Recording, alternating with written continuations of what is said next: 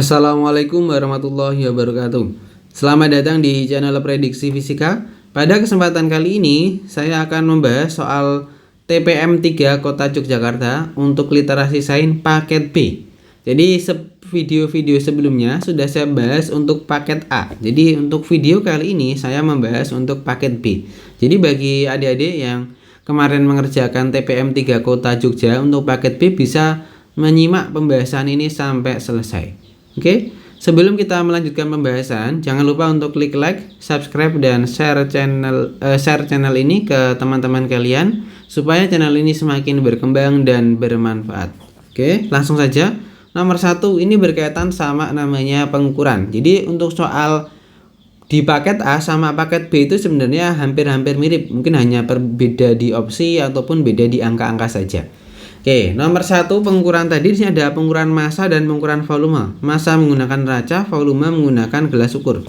Nah, langsung saja untuk neraca ada 3 lengan. Di sini yang kita hitung adalah langsung dijumlahkan. Bagi sini 100 tambah 0 ditambah 2. Jadi 100 ditambah 0 ditambah 2. Maka hasilnya adalah 102 gram. Terus untuk volume di sini ada 80 di awal, di akhir 100. Maka volume benda yang dicelupkan itu ada 100 dikurangi 80, berarti sama dengan 20 ml. Nah, maka hasilnya adalah 102 dan 20 ml. Maka jawabannya yang B.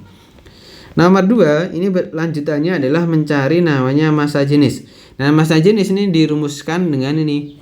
Rho sama dengan massa per volume. Maka pakai persamaan tadi, Rho sama dengan massa per volume. Massanya sudah tahu 102. Volume tadi adalah 20 ml. Nah, mililiter itu sama aja cm kubik. Nah, 102 dibagi 20 itu ketemu 5,1 gram per cm kubik. Nah, maka jawabannya ini, yaitu pirit. Pirit itu yang A.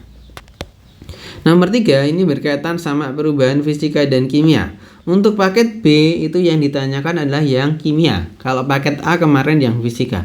Nah, perubahan kimia ini adalah apa yang menghasilkan zat baru. Kita cek satu ini cacah sampah organik menjadi ukuran. Jadi ini yang berubah hanya ukuran, ini fisika. Terus menambahkan kompos tanah dan sebagainya itu fisika juga. Terus larutkan aktivator dengan air, ini apa ya? Ya, kimia. Terus masukkan dalam komposter lalu tutup rapat, ini fisika karena hanya menutup. Terus ini sirkulasi udara, ini hanya fisika. Nah, ini proses berlangsung dengan aroma yang tidak sedap. Nah, karena prosesnya sudah berlangsung, maka ini kimia. Terus nomor 7 juga kimia, karena di sini dikatakan mikroorganismenya bekerja. Ini kimia. Terus memasuki minggu ke-78, komposnya jadi. Nah, kalau kompos sudah jadi, berarti ini udah campur ya, campur menjadi kompos, maka ini kimia. Terus pengayaan pengemasan ini fisika karena hanya ukuran kemasan. Terus komposnya berwarna coklat, kehitaman, berbau tanah, berbutir halus. Ini informasi tentang fisikanya, sifat fisiknya. Nah, maka yang termasuk kimia adalah nomor 6, 7, dan 8. Maka yang D. Nomor 4 ini berkaitan sama namanya asam basa. Nah, asam basa di sini dikaitkan sama namanya kolam lele. Nah, kolam lele yang baik itu adalah kolam lele yang memiliki pH di atas 7 dengan maksimal 9. Nah, kalau pH-nya tadi di bawah 7, maka akan bersifat patogen. Nah, yang menyebabkan si kolam tadi menjadi pH-nya di bawah 7 adalah salah satunya karena ada namanya air hujan, terus sisa pakan, kotoran ikan, maka nanti akan membuat pH-nya menjadi turun. Nah, terus untuk mengatasi pH yang turun tadi bisa dengan cara apa? Dengan cara ditambah dengan kapur, kalau enggak dengan cara ini, pembuangan kotoran-kotoran serta pergantian air. Nah, kalau dari soal yang ditanyakan adalah kolam yang perlu dibersihkan dari sisa kotoran adalah yang mana supaya pH-nya meningkat. Nah, berarti apa? Kita mencari pH yang di bawah 7. Nah, pH yang di bawah 7 adalah yang nomor 1 dan nomor 4. Maka jawabannya adalah yang B. Nomor 5 adalah ini berkaitan sama namanya konversi suhu. Konversi suhu di sini yang dilakukan adalah ini dari Celsius nanti diubah ke Fahrenheit dan ke Reaumur gitu ya. Jadi kita ubah. Nah, dari situ kita saya ingatkan untuk Reaumur perbandingannya 4, terus Celcius 5, untuk Fahrenheit 9. Nah, kita ubah dulu nih. Dari derajat Celcius mau ke derajat Fahrenheit. Caranya tinggal T Fahrenheit sama dengan per. Nah, ini itu per ya. Nah, per di sini yang atas ini diisi tujuan. Tujuannya mau ke Fahrenheit, maka diisi 9, terus asalnya dari Celcius diisi 5. Terus dikalikan T Celciusnya tadi ya. Nah, ini dikurungi ditambah 32. Kenapa harus ditambah 32? Karena ini Fahrenheit paling bawah adalah 32. Nah, kita masukkan. Jadi 9/5 dikali Celciusnya 37,5 ditambah 32. Maka hasilnya adalah berapa? Kita gunakan kalkulator. Nah, 9 kali 37,5 ya dibagi 5 itu ketemu 67,5. 67,5 ditambah 32. Nah, maka hasilnya berapa? 99,5. Jadi 99,5 pada derajat Fahrenheit. Nah, berikutnya apa? Kita ngubah, berarti yang ini ya, yang A sama B salah. Terus antara C dan D. Terus habis itu apa? Dari Celcius kita ubah ke Reaumur. Maka tinggal T Reaumur sama dengan perbandingannya.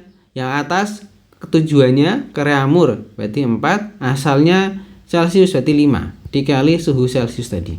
Nah, maka hasilnya jadi 4/5 dikalikan T Celciusnya tadi 37,5. 37,5. Maka hasilnya berapa?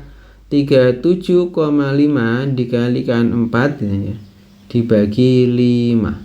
Hasilnya adalah 30. Nah, maka jawabannya yang 30 derajat Reaumur. Maka jawabannya 99,5 dan 30. Maka yang C. Nomor 6. Nomor 6 ini berkaitan sama namanya kalor. Kalor di sini adalah kita disuruh menentukan kalor yang dibutuhkan ya dari memanaskan 5 kg es suhu min 32 menjadi air yang suhunya 87. Nah, itu nanti membutuhkan berapa banyak kalor. Nah, caranya gimana? Kita gambarkan dulu untuk namanya grafiknya secara sekilas. Jadi kan ada grafiknya maaf. Ada grafiknya. Di sini grafik sekilasnya gitu ya. Nah, di sini kan nanti ada es dari bawah sini ya, dipanaskan ya. Ini dari min 32 ya, min 32 dipanaskan ini sampai suhu 0. Terus dari suhu 0 ini bergerak mendatar. Terus nanti naik lagi jadi air. Nah, ini suhunya sampai di sini adalah sampai 87. Nah, di sini saya beri nama ini proses A ke B, B ke C, terus C ke D. Nah, di sini ada 3 proses. Nah, kita hitung satu-satu prosesnya. Yang pertama QAB. Nah, di sini dari titik A sampai titik B itu ada namanya perubahan suhu. Berarti kita menggunakan M kali C kali delta T. Nah, terus C-nya itu pakai apa? Pakai yang S. Karena pada proses A dan B itu masih berbentuk S. Nah, berarti di sini pakai kalor jenis S. Nah, masanya berapa? Di sini ini yang ini ada gram, sedangkan di sini kilogram. Maka ini diubah dulu jadi 5.000 gram. Nah, masukkan 5.000 dikali S-nya 0,5 dikalikan perubahan suhunya dari min 32 ke 0 ya, berarti jadi 32. Gitu ya. Nah, kita kalikan 5.000 ya, dikalikan 0,5 dikalikan 32. Nah, hasilnya adalah 80.000. Nah, ini 80.000 kalori. Nah, karena apa? Di persamaannya adalah kilokalori, maka tinggal dibagi 1000, maka jadi 80 kilokalori. Ya, lanjut QBC. QBC ini tidak ada perubahan suhu ya, adanya perubahan wujud dari es menjadi air. Maka di sini tinggal massa kali kalor lebur. Massanya tadi 5.000 dikalikan kalor leburnya ini 80. Nah, maka ketemu berapa? Jadi 400.000 kalori. Nah, ini kalau dibagi 1000 jadi 400 kilokalori. Nah, habis itu QCD. Ini ada sudah berubah menjadi apa? Sudah berubah menjadi air. Nah, airnya dipanaskan berubah suhunya, maka jadi ini pakai MC delta T. C-nya pakai C air, gitu ya. Nah, masukkan 5.000 dikalikan airnya berapa ini? 1 ya. Nah, 1 dikalikan suhunya adalah 87. Karena tadi kan dipanaskan sampai 87. Maka 5.000 dikali 1 dikalikan 87. Nah, hasilnya 435.000 kalori. Maka karena diubah ke kilo, maka jadi 435 kilokalori. Gitu ya. Nah, maka hasil akhirnya ya tinggal dijumlahkan. Maka dari proses dari A sampai D, maka hasil apa? Tinggal 80 ditambah 400 ditambah 435 gitu ya. Nah, jadi berapa? 80 ditambah 400 ditambah 435.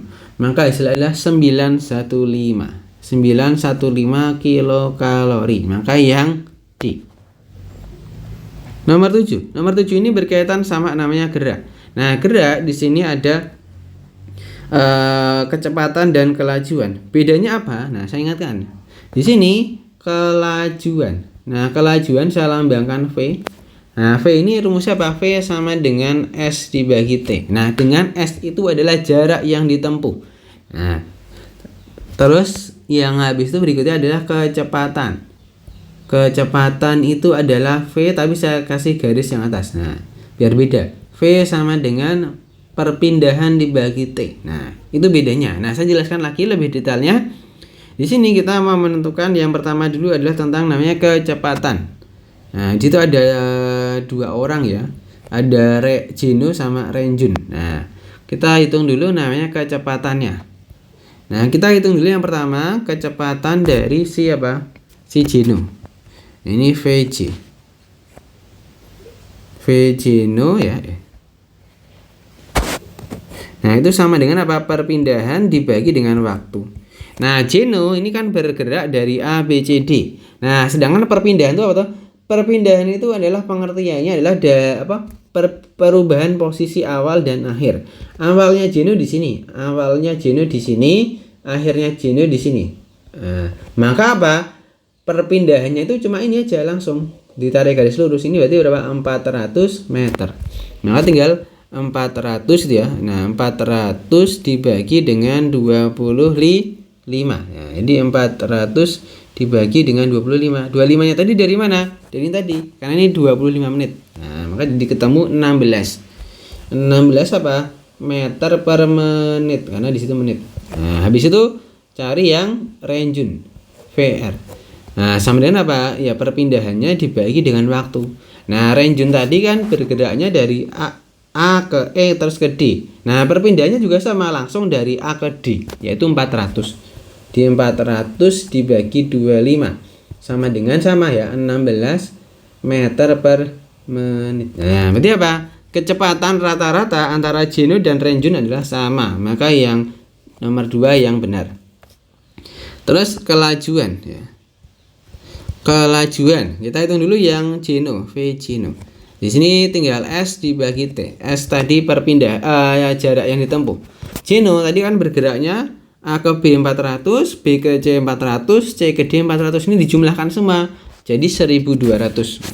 Jadi 1200 dibagi dengan waktunya 25 menit itu ya. Nah, di 1200 dibagi 25. Nah, maka hasilnya 48. 48 apa? Meter per menit. Nah, berikutnya yang apa? Si Renjun. Berarti VR sama dengan S per T. Nah, kita cek soalnya. Perpindahannya A ke E 300, E ke D 500. Maka total jarak tempuhnya 800 ya. 800 dibagi 25. Nah, sama dengan apa? 800 dibagi 25. Adalah 32 meter per menit. Nah, di sini berarti bisa kita lihat kelajuan rata-rata dari Geno itu lebih besar daripada Renjun. Nah, lebih besar. Nah, ini ya. Maka jawabannya adalah 2 dan 3. Maka yang C. Nomor 8. Nomor 8 ini berkaitan sama namanya hukum Newton. Nah, di sini ada truk tanpa beban. Truk tanpa beban di sini masanya adalah 12 ton. Ya, 12 ton. Jadi 12 ton itu untuk yang tanpa beban. Terus kalau yang dengan beban ya, itu nanti maksimalnya adalah 24 ton. 24 ton. Nah, di sini kita lihat di bagian sini ya. Nah, di sini tuh nanti jawabannya adalah yang D. Nah, kita buktikan aja kenapa bisa D. Nah, di sini tuh ternyata yang dibandingkan itu adalah truk yang bebannya 18 ton dengan yang bebannya maksimal yaitu 24 ton. Nah, maka saya ambil ini ya. Jadi 18 ton ini saya beri nama ini M1. Terus yang ini ya, beban maksimal tadi kan 24 ya. 24 ton ini adalah massa kedua. Nah, di sini percepatan sama massa itu berbanding terbalik. Maka bisa kita tuliskan jadi A1 per A2 ya sama dengan M2 per M1. Nah, dibalik gitu ya. Nah, tinggal A1 per A2 sama dengan M1-nya kan 18, M2-nya tadi 24 itu. Didapat 24 dibagi 18. Nah, tinggal kita sederhanakan. A1 per A2 sama dengan 24 sama 18 tinggal dibagi 6. Atas dapat 4, bawah dapat 3. Nah, terus maka jadi A1 sama dengan 4 per 3 dikali A2. Nah, berarti A1 tadi adalah dengan truk yang bebannya 18 ton tadi, 4 per 3-nya dari percepatan dari truk yang bebannya maksimal. Maka ini kan sudah benar ya. Jawabannya maka yang D. Nomor 9. Nomor 9 ini berkaitan sama water slide atau seluncuran ya gampangnya ya. Di sini ada berbagai macam seluncuran. Nah, yang ditanyakan di sini adalah ketinggian pemasangan water slide agar tetap aman harus dipasang pada ketinggian berapa. Di sini adalah perancangan ingin memasang water slide dengan tipe. Nah, kita pakai yang wet strike. Nah, wet strike ini ya. Ini kecepatan meluncurnya itu maksimalnya itu 8. Nah, untuk mencari ketinggiannya berapa? Caranya gimana? Kita menggunakan rumus ini. Tinggal V sama dengan akar 2 kali G kali H. Nah, kita mencari H ini. Nah, H itu ketinggian seluncurannya. Nah, tinggal kita untuk menghilangkan akar maka tinggal kita kuadratkan. Maka jadi V kuadrat sama dengan 2 kali G kali H. Nah, V-nya tadi kita pakai ini 8. Jadi 8 kuadrat sama dengan 2 kali 10 kali H. Nah, ini jadi 8 kuadrat 64 ya. Sama dengan 20 H. Maka H sama dengan 64 ya. 64 dibagi dengan 20. Berapa? Jadi 3,2 meter. Nah, maka jawabannya yang D. Gitu ya. Nomor 10. Nomor 10 ini berkaitan sama namanya usaha. Nah, usaha di sini ternyata untuk mengangkat sebuah mobil. Nah, mobil ini punya massa 1800 kg. Karena massanya 1800 kg, maka apa? Beratnya tinggal massa kali gravitasi. Nah, beratnya tinggal 1800 dikali gravitasi 10, maka hasilnya jadi 18.000.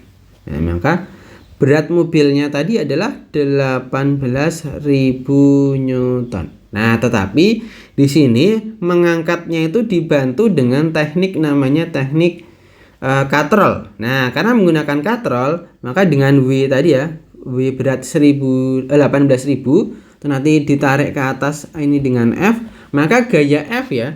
Maka gaya F yang dibutuhkan tadi tidak sebesar 18.000 tapi menjadi lebih kecil.